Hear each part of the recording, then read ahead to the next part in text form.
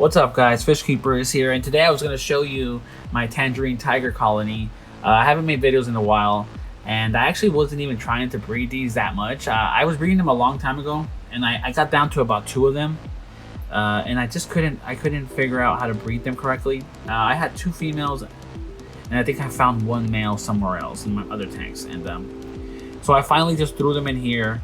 And I set up the whole tank, all aquascaped and stuff, Iwagumi style, Iwagami, however you want to call it.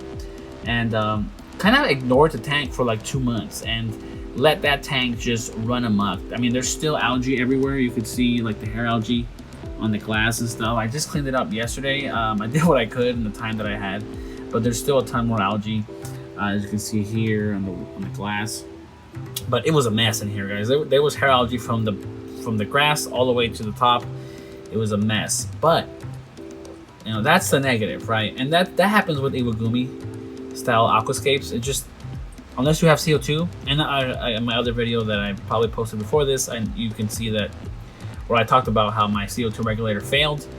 So my CO2 regulator failed, and I had to just do what I could, you know. So I had no CO2, just let it go. And besides that, I started to neglect my tanks and the water changes and blah blah blah.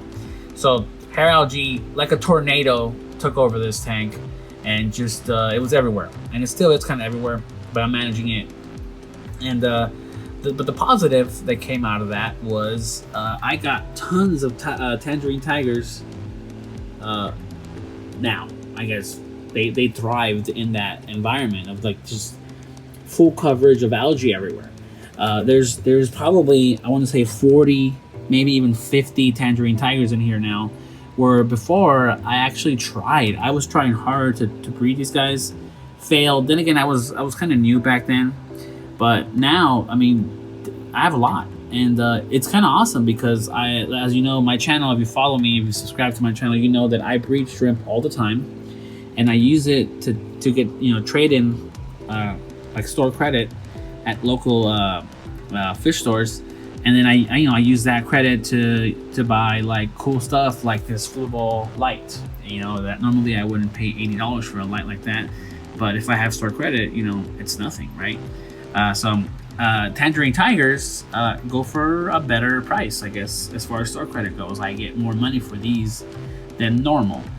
Again, I did used to breed these a long time ago, well, a while ago, but it wasn't successful. I was only able to get like one trade in. Like I took in like 15 one time and left my colony with, I guess, not enough, and then the colony just kind of like broke down. And point is, tangerine tigers have never flourished until now in my tanks, and I even have some really vivid ones right there's like a really bright orange one.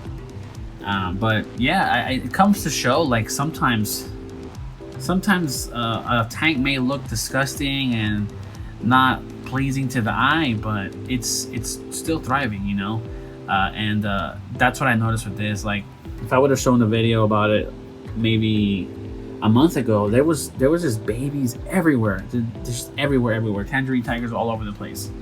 And it goes to show, like, I mean, I keep other fish in here too, and they don't even bother the shrimp. So anyways, that's my tangerine tank right now, guys. Breeding them like crazy. Yeah, it's awesome. It's just tangerine tigers are just, they have this like crazy color. Look at that. There's probably the only Caridina species besides like pure red lines that I've been able to breed myself, and even that pure red lines, I don't have them anymore, which shows you how hard it was for me to even try to breed them and keep them breeding. So anyways, guys, thanks for watching. Hit the notification bell if you can, like and subscribe, and I'll catch you on the next video.